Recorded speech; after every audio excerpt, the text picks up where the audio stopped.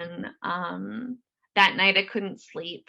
So I cried a lot. And I had decided to write my will, which is live for today, not for tomorrow and not for yesterday. Live for right now.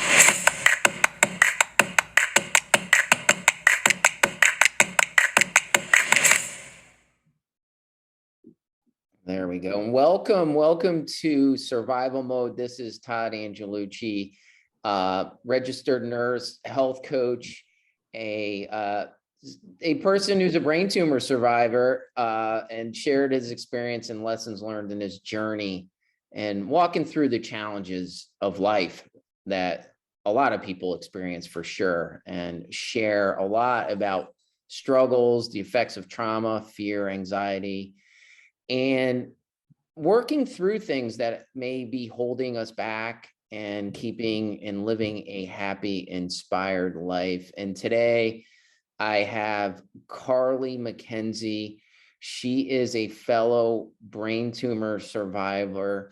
And I literally met her through a brain tumor group, and we had some chat via Facebook, and I really loved what she had to share about her journey and some of the things that she's learned and living life full out and to the best after having an experience for sure that is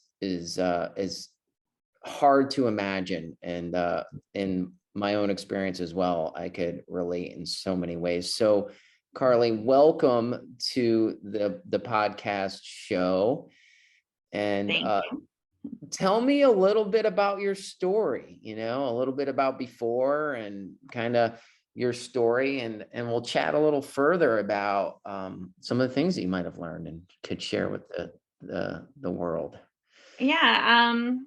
Thank you for having me. It's interesting to talk to another survivor about my experience. I think I'm so used to talking to people who don't know what it's like, or because I've had enough. I'm like 3.5 years since I've had brain surgery, and so enough time has gone by that it's kind of in my past. And there's a lot of people who I know that didn't know me at that time of my life, and this is the only version of me that they've seen and met. And to go back and look back before all the brain tumor stuff happened, it's um I was in a really interesting time of my life post divorce, in my early 30s, just kind of working a professional life, living with my boyfriend who was going to school full time. And um, I was just rocked by this crazy sudden news that I had had a brain tumor, and had spent probably the next, I don't know, 12 weeks going through surgery and recovery and getting back into work life, and then having to get back to normal life after that. And it's like, how do you go from living your life to having this crazy experience and then going back to it? It was just, it. Anybody who goes through it is going to have this just, this really unique perspective on their life for a period of time. And um, it's going to be different for everyone, I think. And what they learn and what their experience is like, how they heal from it. So it's cool to talk about. Yeah, I could totally relate. So tell me a little bit about what led you to learn that you had a brain tumor. Like, what was going on for you? Distinctly, I can, after everything happened, I can remember looking back, way back into where I could see symptoms of possibilities of like that was a sign. And it was probably a couple of years where certain little things were happening that I didn't really realize were potential potentially part of that. One of them was getting car sick. There were several road trips I took where I couldn't be in the passenger seat. I had to drive, and that's not normal for me. And then another time was probably like 2 years before I found out I had really weird sudden vertigo experience, which I've never had issues with vertigo before. And um, about 6 months before I found out, I had a really bad case of the flu. And I spent about 5 days at home in bed with a really bad fever. And after that was when I started having more and more symptoms that progressively got worse and worse and worse and worse. And I spent from about December to July trying to figure out what was going on. And the beginning of it, I think, was really the flu and the fever. And I'm convinced that the fever had something to do with it growing rapidly. But nobody will confirm that. I have no, that's just my theory. Um, but what really triggered me to think like this is weird was waking up in the mornings. It was pretty much every single morning I would get this really intense, like surging, pulsing feeling. Like only thing I can relate it to is like having a hangover and just like your head pounding. But it didn't feel like it was, in the front of my head. It felt like it was in the back of my head. And it would happen like choo, choo, choo, choo, like super intense and then go away. And I started getting it more frequently. So it wasn't just in the mornings anymore after I would like sit up. It was when I would go to the bathroom and like bear down, it would happen. And it would happen if I like bent over to pick something up, or if I like stretched and had any kind of like pressure sort of stuff. And that's when I started kind of thinking like this isn't normal, this is weird. Like I'm going to go to the chiropractor and see if maybe like something's off. And I was going probably at least once a week to the chiropractor, and it wasn't giving me any relief. And I started developing a lot of like neck tension. And like my shoulders and my back were just tight, like super painful. And um, then the headaches started getting worse. And it was like I had a constant headache. It would get really, really bad where I couldn't focus on anything and I had to go lay down. And then the fatigue started where I couldn't sleep enough. And I'd say probably a month to a couple weeks before I found out, I started like sleeping in through my alarms to wake up for work. And I would be driving to work and feel like I just want to fall asleep. And I'd get to work and I would just be so out of it. Like I had no energy. I just remember feeling really foggy. And so all of that going on, it's like I knew something was wrong. What it was, I had no idea. My theories at the time were it was like a pinched nerve in my neck. Um, and I was having a lot of neck pain and I was having a lot of headaches and I was having, just the things in my neck that didn't feel right. And so I went to an acupuncturist to try to maybe like relieve some of the stuff in my neck until I could find out more stuff. And that wasn't doing anything. And then I decided to go to a naturopath to get my thyroid checked, thinking, well, this fatigue must be a thyroid. This is just weird. And she was the first doctor to really tell me something didn't seem right. And I remember her making the comment during the appointment of, I wish I could see inside your head. And I'm going to order an MRI, but I don't know if your insurance will approve it, which they didn't. No surprise. So from there, I was just kind of, what do I do? I have to see more doctors, I guess. And I decided to go see an ENT. Um, and at that ENT appointment, she tested my hearing, which I don't know why. My hearing was fine. I think because I had had bouts of vertigo, maybe. Um, and then I was there because I thought I had a pinched nerve in my neck. And so she just kind of felt around, and she was like, well, I can't really do anything without imaging. And at the time, I was like, I remember being really frustrated. Like the way that she communicated it was um, like, I don't know how to describe it.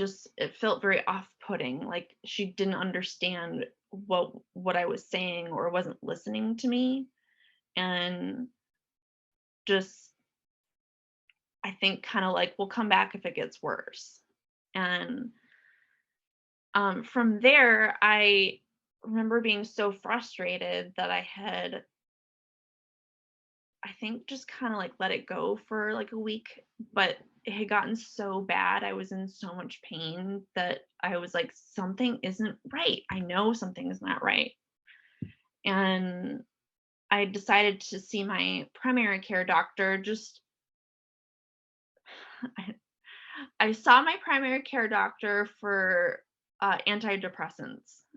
I wasn't even there to talk to her about this. And as I was leaving, I was like, "Oh, well, by the way, I'm having a lot of these pain issues." And she said, "Well, let's order an MRI and get your insurance to approve it." And as I was leaving the appointment, she said something. I can't remember her exact comment, but I remember her alluding to the fact that it could be a tumor in it, and it was like, "Well, good luck, I hope." It was like she had thinking it was a tumor but didn't tell me, and the next week was when my, MRI was supposed to happen, and, um, there's so much that happens in that process that, like, leads up to it. It's like I all of those details I can't even remember because it's been so long at this point, but I'll never forget the morning that I had my MRI and the details leading up to getting the phone call while I was at work that I had a brain tumor and that I needed to go to the emergency room. And like all of those details will just be so clear and vivid in my brain for forever. It was like, just, you just don't forget that stuff. It was, they talk about trauma. That is the experience of trauma, of, you know, even the morning of getting my scan, I had never had an MRI before, so I had no idea what to expect. And um I my scan was at like 7:30 in the morning because I needed to go to work. And as I'm in the machine, he comes in to do the contrast and he asks me if I have a follow-up appointment scheduled with my doctor yet. And I was like, nope, I don't know. She said, just to get the results and set up an appointment.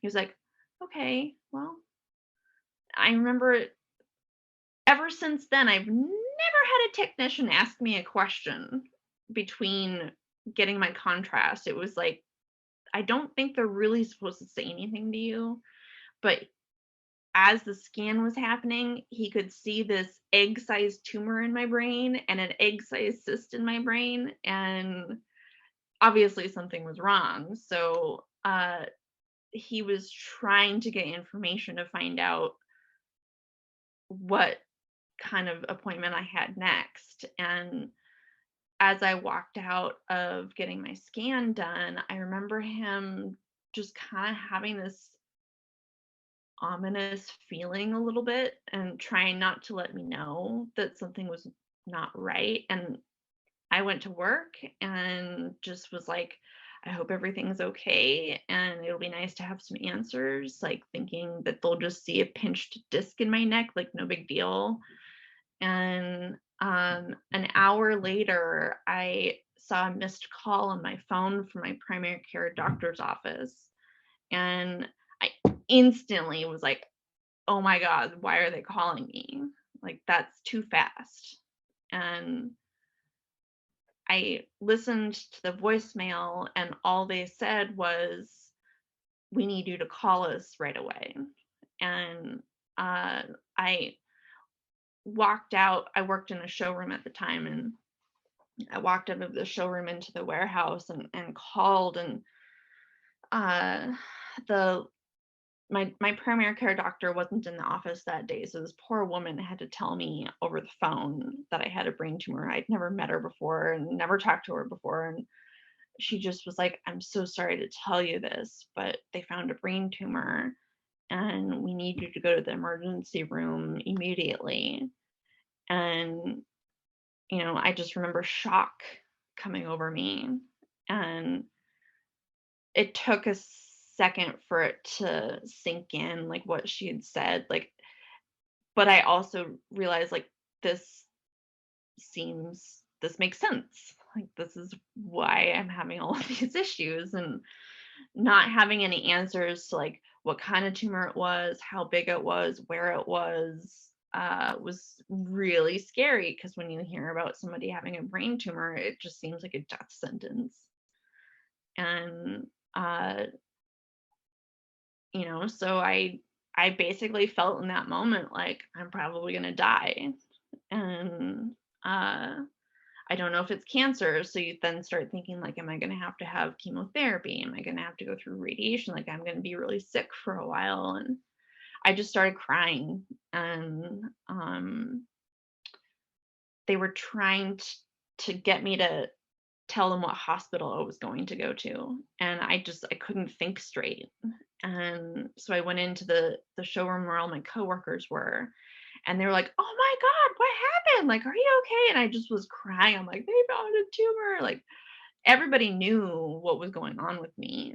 And so for them to also see me go through that phone call process and finding out, I think it was also traumatic for them, and seeing somebody that they work with every day see that happen. Like, you don't see someone get a diagnosis like that's super serious very often. So from there, it was getting driven to the ER, and my boyfriend met me there, and we waited hours to get any kind of answers. And finally, the emergency room doctor came in with the imaging, and she put the imaging up on the screen in the ER room, and she goes, points to my skull, which, at that point you can see this big giant mass in the middle of my brain, like, oh my God. And she goes, so this is all of the cancer right here, this white spot. Like, you're just gonna have to start getting used to hearing that word. Wow. Wow. Is that Un crazy? that is crazy, and I'm a healthcare worker too. That is crazy. Yep. I don't know why she chose to say that, because it wasn't cancer. And my neurosurgeon, after that happened, it was like, whoa, this is crazy. And they were waiting for my neurosurgeon to get out of surgery to figure out what he wanted to do next. And so we spent probably 4 or 5 hours in the room just waiting. And they wouldn't let me eat anything. They wouldn't let me drink anything, because they didn't know if they were going to take me to surgery right away. And when he got there, finally, like, he came into the room, and I just started crying. It was like just this, like, overwhelming feeling of like, this person is going to tell me things that I've been waiting to hear. Like, I didn't realize how on edge I was.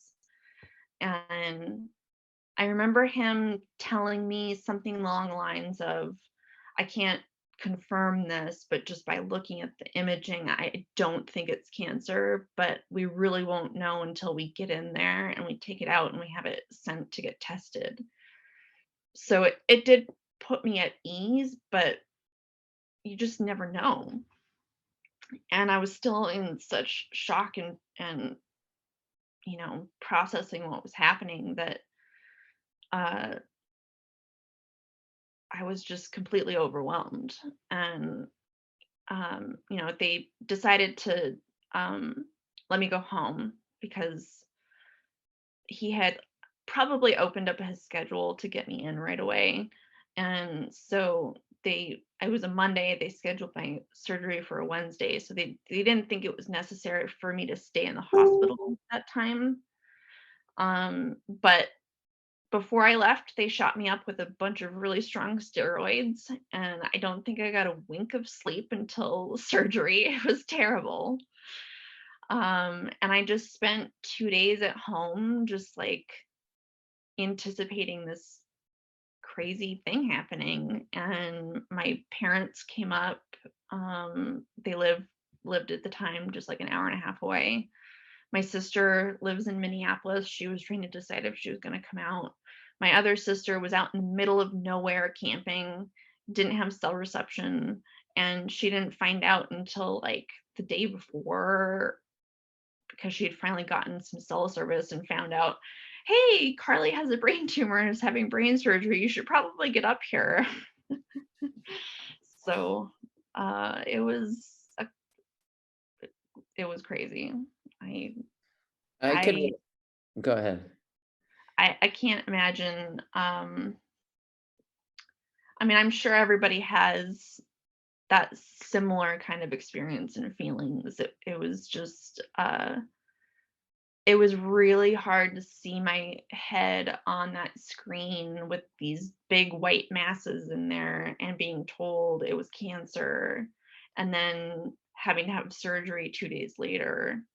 Like, there was no, which sometimes I think is a blessing that I didn't have time in between to think about it or to, like, Google online, and there's a lot of scary stuff that didn't happen to me. So, um, that was probably the best piece of advice that the ER nurse gave me when she handed me my paperwork. She said, "There's a lot of scary words in here," that was, like, summarizing my MRI. She's like, "The best thing I can tell you is don't go home and Google anything. Just This is just some information.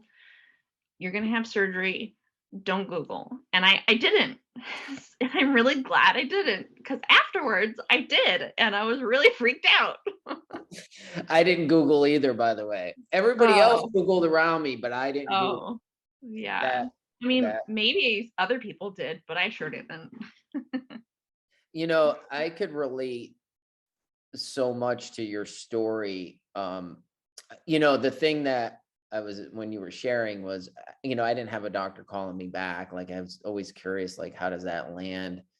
Like I was in the ER, not thinking this was a brain tumor. Like I didn't even have any symptom. I thought was just working too hard and overstressed and approaching 50. That's what I thought. Mhm, And you know how you said you remember certain things, and that's part of the trauma, right? mhm, When they walked into the room after my scans, and the doctor and the nurse, and being a healthcare worker doesn't help. Being a nurse, I worked in the ICU. I was always on their side of the conversation. And when they told me, I was shocked, and I didn't like all out cry, but tears came down. And I just said, this sucks, because I mhm, didn't know what to even think. And they said to me, I'm sorry. And I felt like that was like a death sentence. Like you're saying that to somebody that died already. mhm, And my girlfriend, I call her and she goes, "Oh, how you doing?" I said, "This is not good.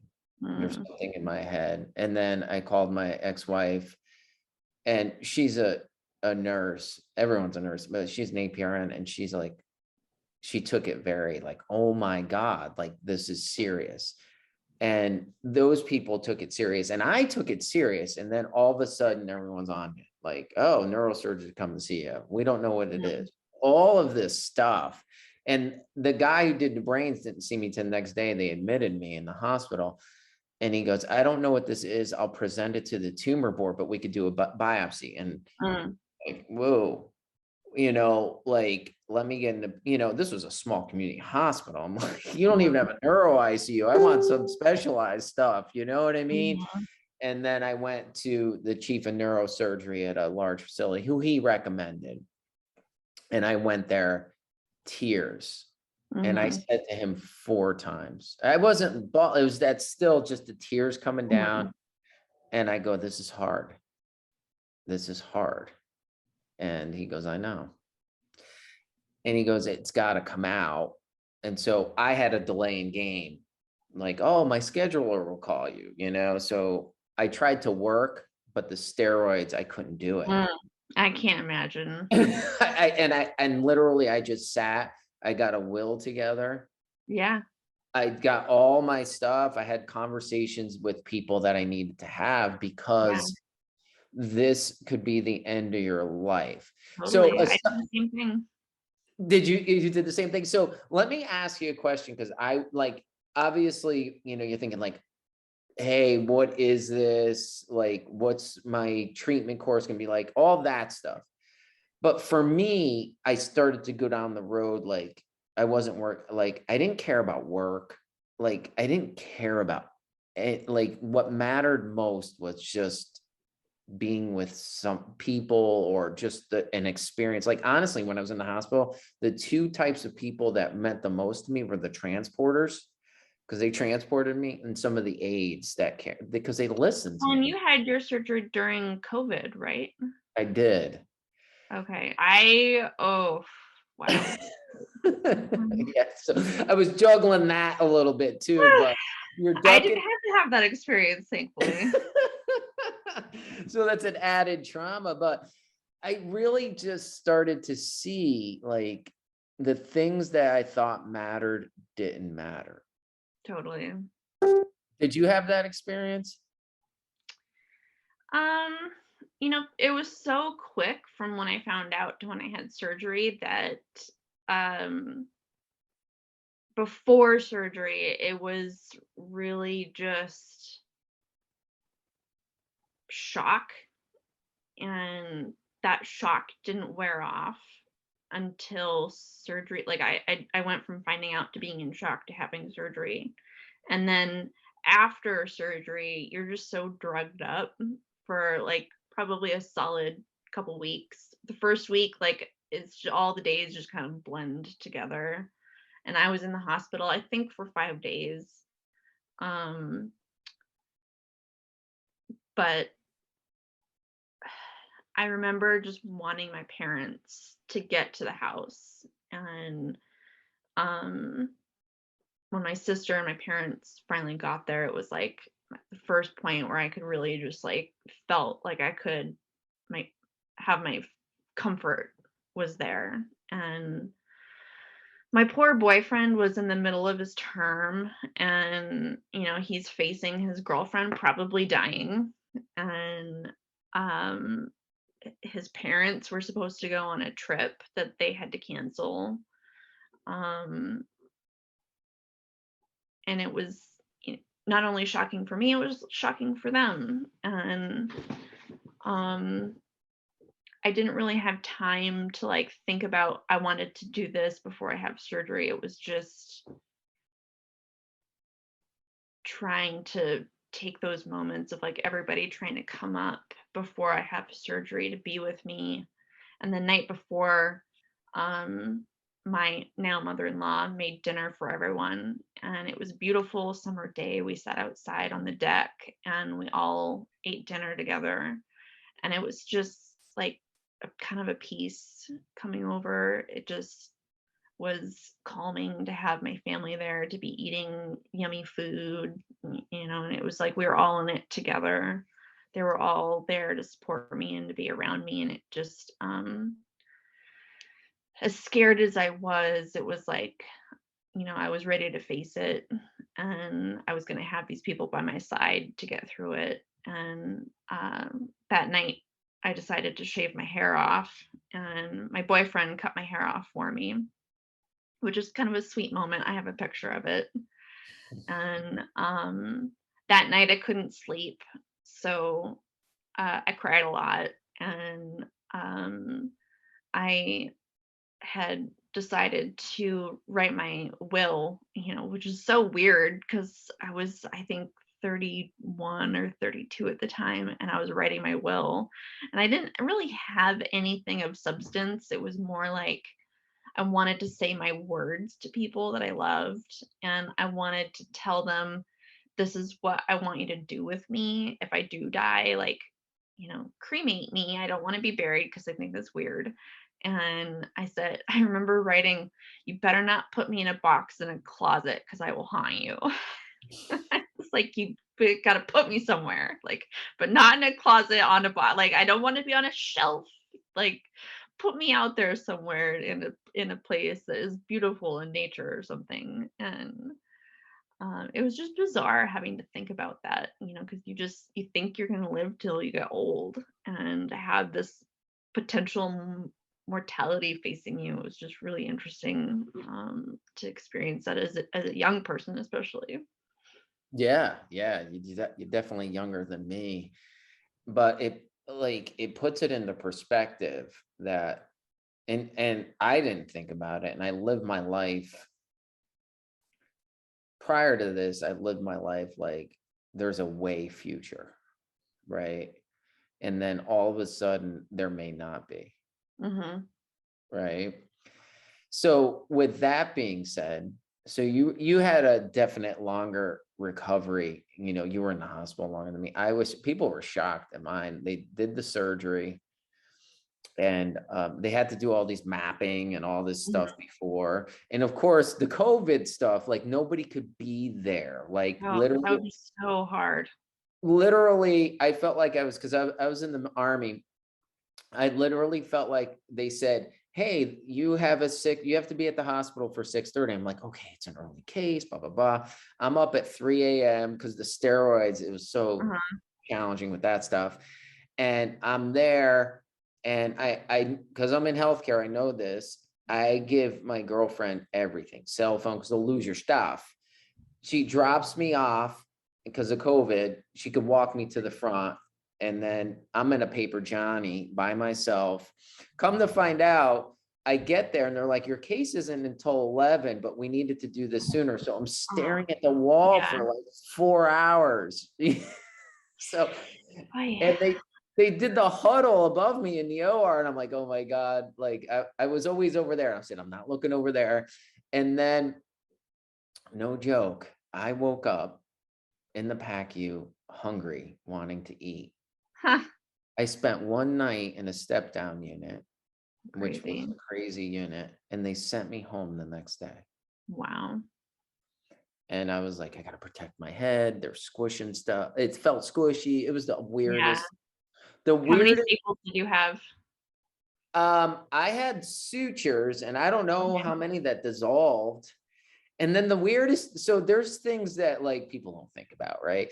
Like they actually drill into your skull, Uh-huh.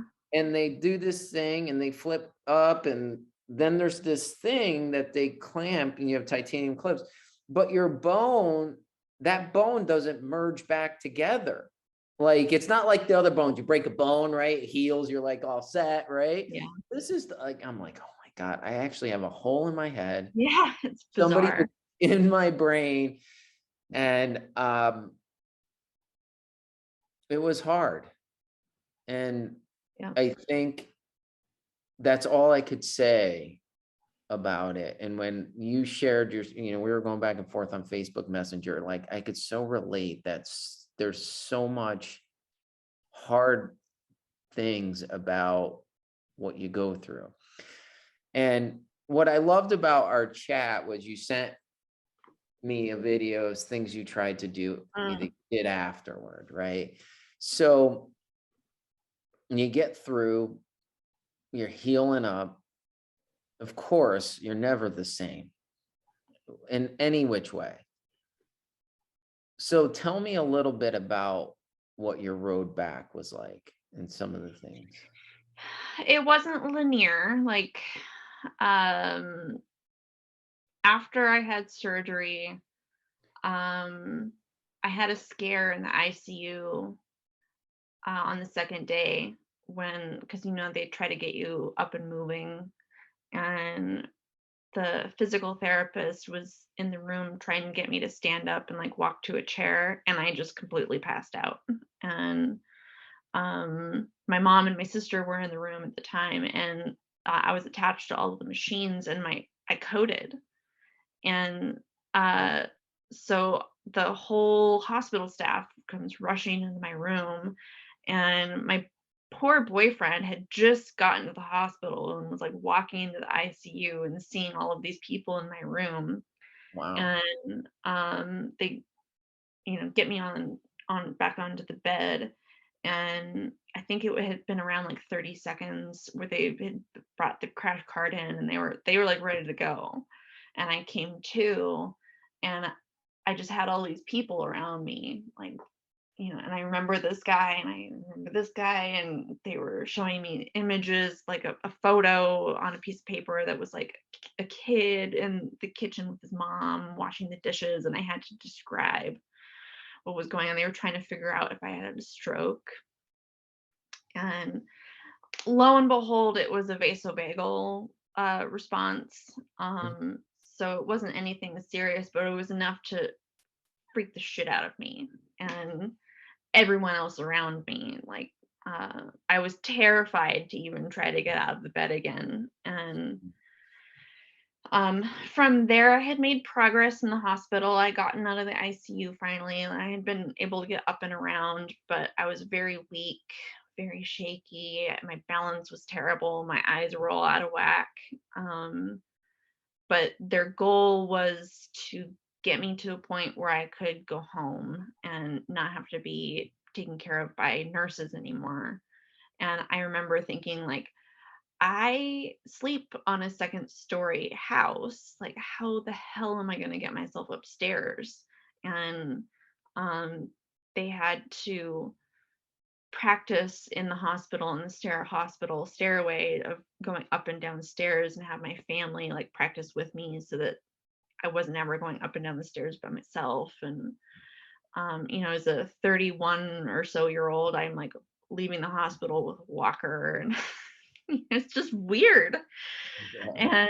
And over the course of a couple weeks, I just basically hunkered down and was on oxycodone and just managing my pain, and I was doing really well. um and one night my pain just kept getting worse and worse and worse, and the oxycodone wasn't doing anything. And I called my neurosurgeon and on call, and it was like I was bothering him, like, um well, if it's bad enough, go to the emergency room. It's like I was like, I was looking for him to say, you should go to the emergency room right now. It sounds like you need to go there. Instead of, it was like annoyance, like, well, if it's bad enough, go. And I would just remember, like, I'm gonna just wait a little while, like this will wear off, like I'll be fine in the morning. And I wasn't. I didn't sleep a wink. I was in so much pain, and I was just counting down the hours till I could take more medicine. And it was like 5 in the morning, I think, and I got up to go to the bathroom to take some medicine. And as I am like in the bathroom, I could feel myself about to pass out. And so I like stumble back into the bedroom where my boyfriend was sleeping, and I like fell into the bed and wake him up. And he's like, "Oh my God, babe, are you okay?" And I just said, "I'm in so much pain." And I passed out. Wow. And uh, I come to, and he's on the phone with 911.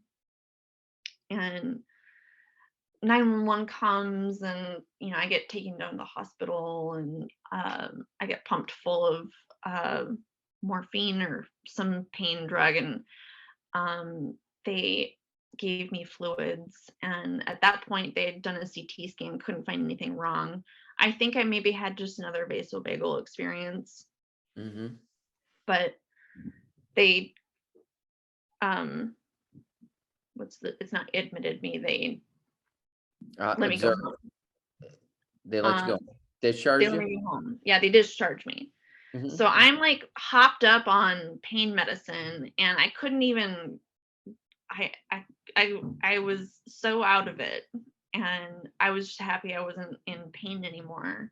And my boyfriend wheels me out to the car, and he's trying to get me into the car, and all of a sudden I feel like I'm going to pass out again. And the next thing I know, I come to, and there's this nurse standing above me trying to ask me questions, and I had passed out again. Wow. Like, I wheeled back into the emergency room, and this guy's like, "Why did they discharge you?" I can remember hearing his frustration in his voice, like, "They let this girl go." And so I got admitted for a day, and I don't know what it was. I think um, dehydration was a part of it. I think I was just in a lot of pain, and my blood pressure was also pretty low. So the combination, just I had these few days where I passed out, and from that point I was really terrified of it happening again. And it did never happen again, thankfully. I From that point on, I just slowly got better. And it was about 9 weeks until I went back to work. And I waited that long to go back to work because I couldn't drive because my vision was so bad. So as soon as I felt comfortable driving was when I went back to work. And I was probably not in too great of a condition to be working, but I needed to make money. And so I went back to work, and I did as best as I could. And um, just as time went on, it got better and better. And eventually you're alive, and I wasn't in pain anymore, thankfully. But I think for the first year, it was heavy on me every day. Like, everything I did, it was just there. It was just living with me, and it was something I talked about a lot. And I could tell enough time had gone on that I was starting to irritate people talking about it, like, "Ugh, this again." Like, "Oh, okay, we get it. You had brain surgery. Like, get over it." And you just have to um, find a way to make peace with it, I guess. And 3.5 years later, like, I'm still trying to figure that out. Some days something will trigger me, and uh and I'll feel the feelings, and I just try to live every day and just take it one day at a time. So That's, yeah. It's interesting because it's trauma. The whole event's trauma. mhm, Um, and when I got back, like, you definitely had an experience in the hospital for sure. That is tough. But I'll I tell you, did, but I had it so much easier than most of the people who go through this experience. It, me too. Yeah, because when you're in these brain tumor support groups, and that was one of the things I had to pull myself out of some of them initially after too, because it was hard. mhm, And and I didn't know what was up, like, it was hard. The steroids, when I got back, I was like fine for a little bit. They did a taper on the steroids, but I started to, like, not be able to spell words. mm, I was not being able to, like, recall words, mhm, but that came later, and I thought I was having, like, something was going on in there with my brain. mhm. come to find out, the PA, I called him a couple times because he was kind of puzzled. And he goes, I think you have steroid induced mania. And as Mm, soon huh. as that stuff cleared, I felt somewhat back to whatever the new normal was.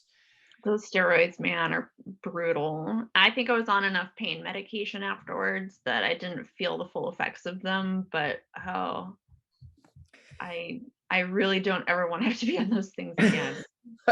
And I wouldn't trade it. I would not want to have the steroids again. And honestly, the IV pain meds, it didn't work for me. Like Tylenol was better. Like I didn't like I couldn't, I don't know. It was at first my head felt like it was being squeezed by a vice. Mhm. Um, but I think I went back to work a little too soon, and it just was hard. It was I didn't realize how much it took out of me Mhm. until, and then when I forget things, I'm like, am I getting old or is this my brain? And I would ask people around me, like, is this? And then when I Yeah, have a good win, I'm like, this is awesome. Like, I'm better yeah. than you, like when somebody forgets something and I remember, I'm like, oh my God. Like, and I view those to this day as like mental wins, Yeah. but the one thing, and it's going to lead to the question I'm going to ask you. The one thing that I had, and because I didn't know what to do with all this, like, I'm like, what do I do with just happened, right? So I got a call from the health system. I apparently had a nurse navigator, right? And so this guy says, hey, we have somebody you could talk to. And you know, somewhat like your story, prior, you had a relationship that didn't go so well. Like I had definitely a challenging childhood with a lot of trauma emotionally. And I got therapy for a long time. So, but I didn't think the people that I ever talked to could deal with somebody that went through somebody with a brain tumor. So there was this person like, hey, they have somebody that does like counseling with this group.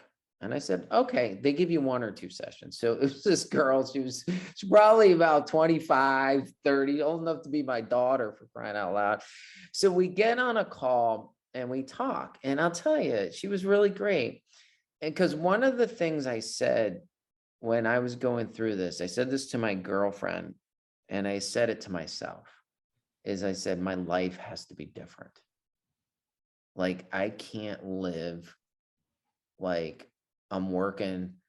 So like a madman, like, and I didn't need to, but my mind thought I needed to, like, I didn't need to do all this stuff. But I realized that I thought like probably a lot of people think like death is way over there. And let me do all this stuff now, and then I'll enjoy my life later. Right. And so this counselor said to me, if your life doesn't change the way you want it, you're going to get mad.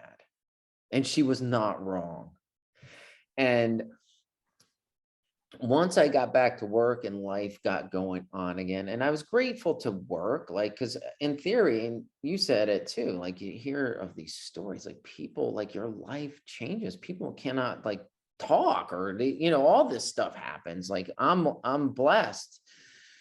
Um, but what did you think of things like, what do I do? Like now with this, how's life? Do you think about what's different or what you want to be or like, Yeah. I remember thinking as basic as I don't know if I'll ever see straight again. mhm, And because I had very bad double vision when I woke up from surgery, it was debilitating. Like if it hadn't improved, I would probably never drive again. I, you know, would have to wear an eye patch for the rest of my life just to see anything. It was like I was seeing two images, like as though you were drunk, like really, really drunk. It was very bad. And I just remember not being sure if I'd ever be able to do just normal everyday things ever again. And it was just going to take time for my brain to heal itself. And eventually my vision came back. Most, I still have some issues, but um, when I got better enough to the point where I was back at work, I remember just being content with being at work. Like, I was happy that I had a place that I could come back to after being gone for 9 weeks, and that I had a support system of my coworkers who were there to help me. They weren't expecting me to go from, be normal me again, and being able to work 100%. And I spent a very long time napping every single day on my lunch break, and people were just respectful of that. And I think at that point, after I healed enough where I felt uh, some of the more serious stuff was behind me, I just had this bug to want to live. I love to travel, and I remember dreaming one night. I had she's not there anymore, but at the time one of my old childhood friends was living in Denmark, and I had a dream that I went to go visit her. And in my dream I just hopped on a plane and went to go visit my friend. And I texted her the next day. I was like, I just dreamt I came and visited you. And I remember thinking like, "Well, why don't I go?" And I googled how expensive tickets were, and it seemed reasonable, and I just decided I'm going to go. This is going to be really fun. And that's kind of how I lived over the next year, was having that feeling of wanting to do something and then just doing it, not having this uh other voice in my head of like telling me not to do it. Like, of course it's going to cost money and it's going to take time, and it was expensive, and in hindsight I put it on a credit card and probably shouldn't have, but it's going to be one of those trips that I'll remember for the rest of my life. And I went alone a year after I had brain surgery, and I just adventured. It was really awesome to be able to go do something that I'd wanted to do for a really long time. And I had the opportunity to also go to Hawaii with my sister-in-law and her kids. And I went on a hike while I was in Hawaii. And um, because my balance was so bad, I had to hold the guide's hand pretty much like 90% of the way, because we were walking along riverbeds, and the riverbeds were rocks. And my brain just couldn't handle the uneven surface. I couldn't walk on them unless I had this thing that was like uh grounding me. And that was my guide. And I could see in the way he would look at me, just like how cool he was watching this experience of this person who had had this really crazy health scare challenge themselves. And like, just he got to witness me just living my life. And um and I could kind of see that through him as well. Like, it was neat to sort of see who I was in the decisions I was making, and then see the reaction to the people who were watching it. Like, I don't know if that makes any sense. It was like I was able to see myself through their eyes in a way. And um it was just really cool to say I'm in Hawaii, I'm climbing this waterfall, and I'm jumping off a cliff, swimming in this water, and doing this thing that I didn't know if I was going to be able to do like 6 months before that. And just got to see this like really beautiful place and meet cool people. And um I would love to do more of that. But as time has gone on, it's like, you know, I'm more back into normal. Like, no, you have to have a job and you need to make money and you can't just continuously put trips on a credit card and you have to make decisions that pull you kind of back into like pre-brain tumor life, but still remember that perspective that I was able to have for a little while. And um because it's trauma, it's also has a negative aspect as well of like like for example, whenever I go to the grocery store, there's this particular noise that the intercom makes over the whole store that instantly takes me back to being in the hospital. I don't know what it is about it. It's like a noise that kind of sounds like the machines, but there's things like that that trigger me that take me back to moments of trauma. And I probably have something along the lines of that at least once a day. And other people don't know that. They don't know what's going through my head when I'm experiencing these things. And so you have to find a way to make peace with it inside yourself and deal with those triggers and trauma that you experience all the time because um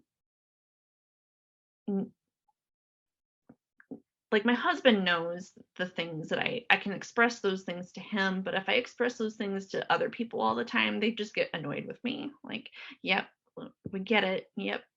Like we know. And I felt that enough where I just don't really bring it up anymore. At least I try not to. Yeah, it's funny that you mentioned that because I started to get that way myself. Like people don't want to hear it after, but you're like, man, this was hard and there's stuff there. And I don't know. I don't know. Some people don't get it. Like I hear, like in my mind, like I get scans. I'm still every 6 months, they're watching.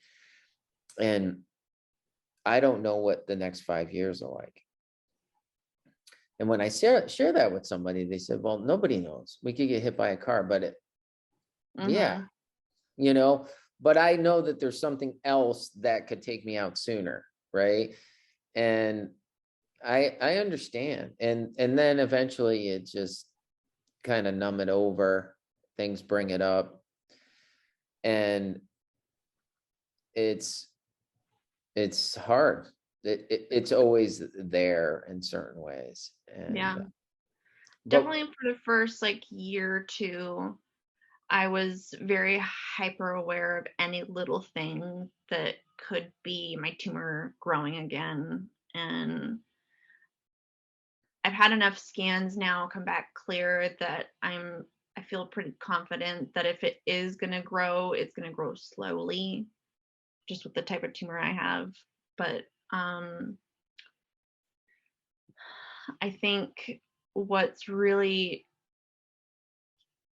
been more helpful for me is just to constantly remind myself to just live one day at a time. Like I could go down a rabbit hole thinking about all of the what ifs and it's not going to get me anywhere.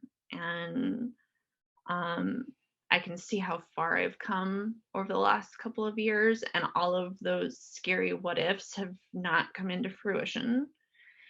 And just the other day I was telling my husband I feel like if I got sick again, whether it was with a brain tumor or something else, that I would feel good about my life and the people who are in it and the things that I've done since I've found out about my brain tumor. Like, I feel like I could die okay. And of course, there's things that I want to do, like have a family and travel more and pay off debt. And like, there's lots of things that I have on my list, but some people just aren't going to be able to do that because their life ends. I I feel good where I'm at right now And if something happened, it's just what happens. Like, I'm not gonna, um, and it feels really good to be in that place. Um, I think there's a lot of people who really struggle to have any kind of contentment in life. And um, I think my experience helped me kind of unlock that a little bit. Um, That's awesome. and I feel strangely like thankful to have my experience and to come out of it pretty much completely healthy. Like, I think that's very rare to have had a brain tumor that wasn't cancer, mostly successful surgery, mostly successful recovery. It's like, I ticked all the boxes and I feel extremely lucky. Yeah, myself included, I could echo. And it's funny that you say that, like, this experience has taught me so much, has given me a lot of gifts. There's a lot of people that, like you said, that aren't as fortunate, but it did teach me a lot. It forced me to look deep in a lot of different ways. Um, and it taught me to enjoy the moments. For sure. Yeah. I think it also confirmed some things for me that maybe were a struggle. Like, I was raised very religious, and as I've become an adult, I'm not religious anymore. And when I was going through my experience, I didn't feel this like urgency to have to like make peace with God. It was very interesting. Like, I thought the opposite would have happened, so that I don't really know what that means. It's like, I think it just reconfirms that I'm living the way I want to be living, that I'm not missing out on this relationship with God that I thought that I needed to have in order to be alive. Like, there was just some pretty significant things like that where you have these like values in life. And I think when you have a scare of death, it's like, are you living the values of your life the way you want to be? And there was some things that I needed to really reevaluate. Like, uh, I used to be a really heavy drinker, and I'm not anymore, thankfully. Um, I did go through a period of time where I was smoking way too much weed, and I'm not anymore because it was really affecting my mental health. And those types of things, just I can tell myself, like, it's not worth living this way to smoke weed or to have a drink. Like, there's so much more that I can get out of life if I'm not doing this. Um, and I think I have that perspective because of my brain surgery. Like, I think there's a lot of people who struggle with addiction who are trying to help their traumas a lot, but I somehow got myself out of the circle. Somehow, I don't know. It's funny you bring up, you bring up the spiritual side or the God side. I was not brought up, I was brought up Catholic. I kind of call myself a recovering Catholic, you know, but through my own journey have developed a spiritual connection. And it's funny through this experience, because I did say, I thought about, like, what am I here for? Like, it made me think about this, right? And I was just like, am I doing God's work? Am I, and my answer was, like, I felt like I was doing what I was supposed to do on the planet, with the caveat of I could do more, Mm. you know? And I love what you shared, you just, after your surgery, you just started doing things, you know, and, that's the perseverance, right? Is just doing things and enjoying the moments and having these experiences. Um, at the time when I had surgery, I was dating my now husband, and we had been together maybe for like 2 years at that point.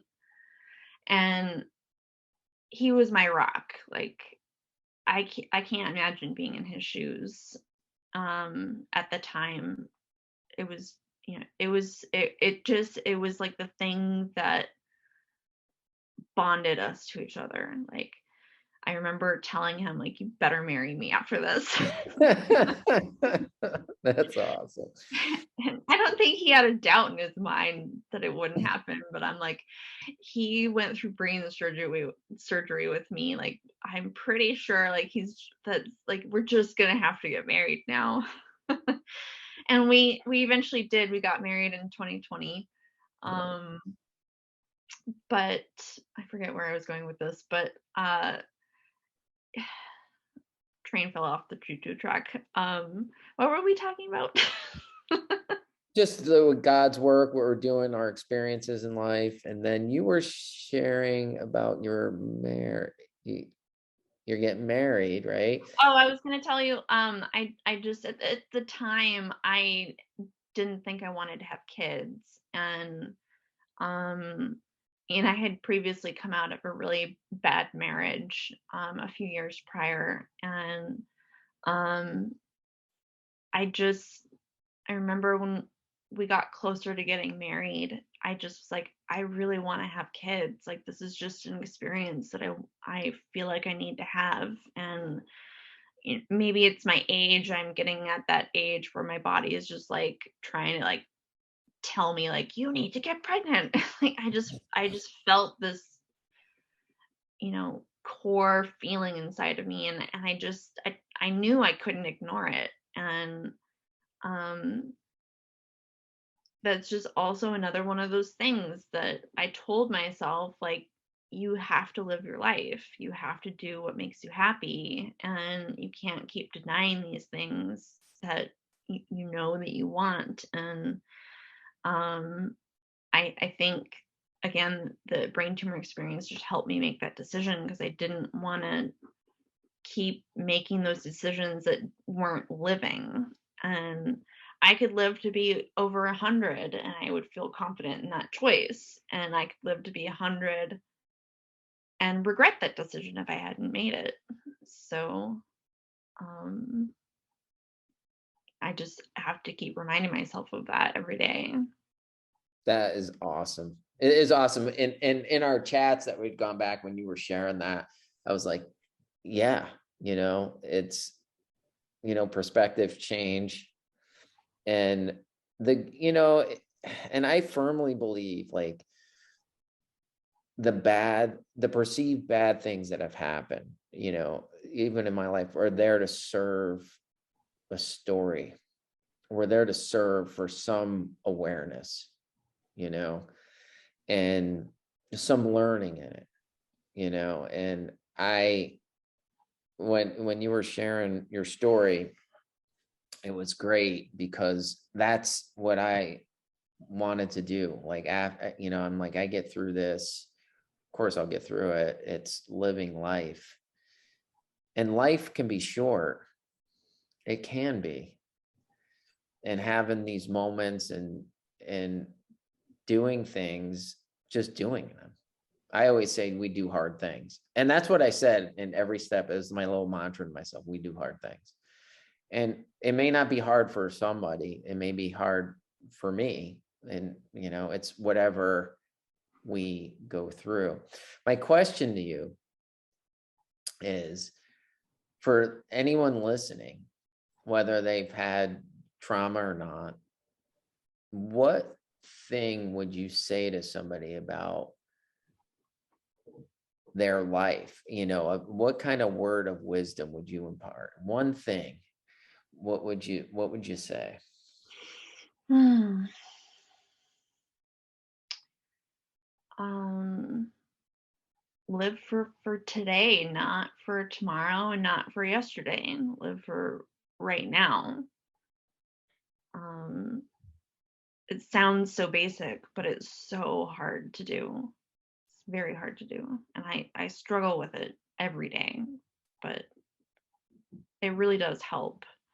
especially in those moments of trauma where the past just replays in my mind.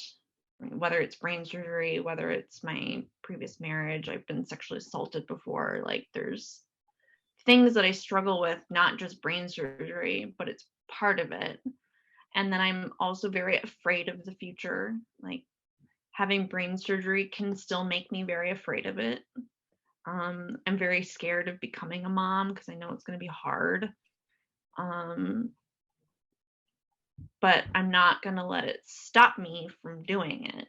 And it's just, if there's something that you feel that's you keep going back to in your mind, like, focus on what you're doing right now.